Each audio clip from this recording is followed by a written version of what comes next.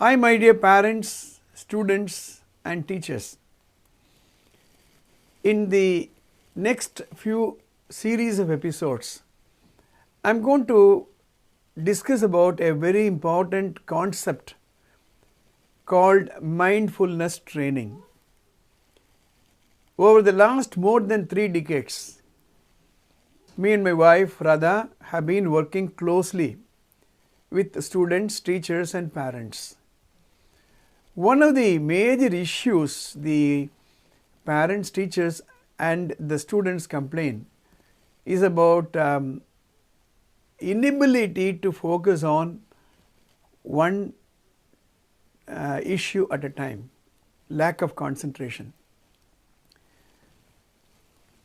See, if you really look at what's happening the last 10 years especially in the education field and in the world of opportunities, enormous new opportunities are opening up. New product, new services.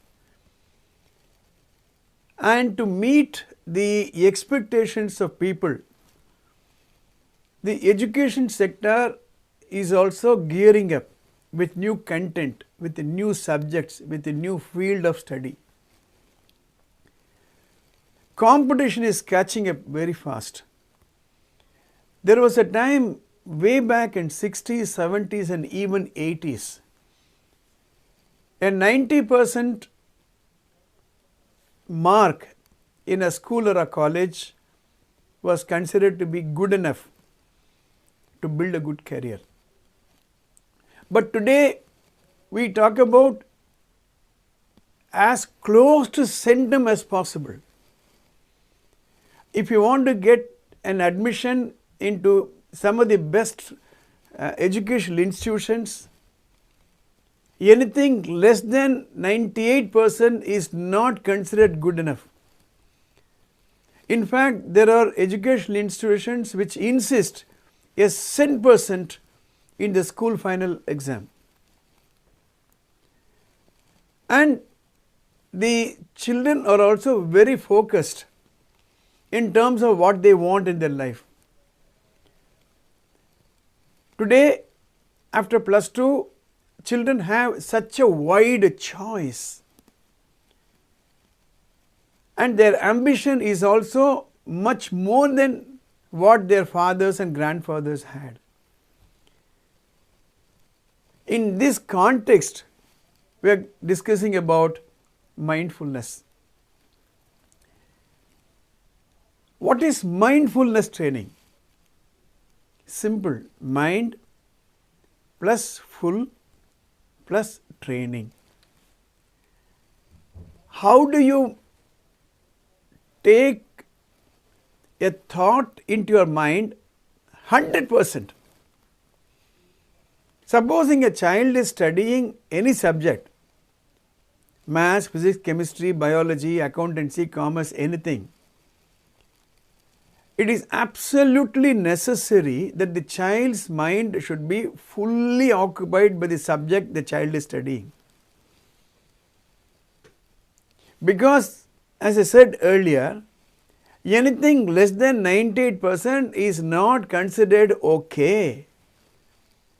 So, in the field of education, we are going through a phase of acute competition. Survival of the fittest. We have two systems engaged in our daily life. One is the brain system, the other is the mind system. If brain is the only system existing or relevant for education, it is easy to take a content into the brain by a mechanical process, like transferring a data from one mobile phone to another mobile phone through a technology called Bluetooth or Wi-Fi, or a content is being filled with some material. Unfortunately, Education does not take place that way. The mind should cooperate with the brain. Unless and until the student is able to focus 100% on the subject of study, the content of study will not get into the mind, will not get into the brain also, and so it cannot be there in the long term memory. I have repeatedly been telling that we own two factories. The brain, which is a chemical factory, the mind, which is a thought factory. The brain chemicals and hormones are required, and the brain secretes such hormones and chemicals to keep us fit clinically. You go through the in the Google search brain chemicals and hormones,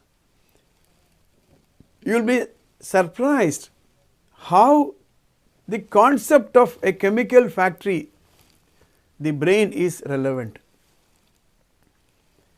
But even for this chemical factory to work properly, we need to have the mind, which is the second factory we are having.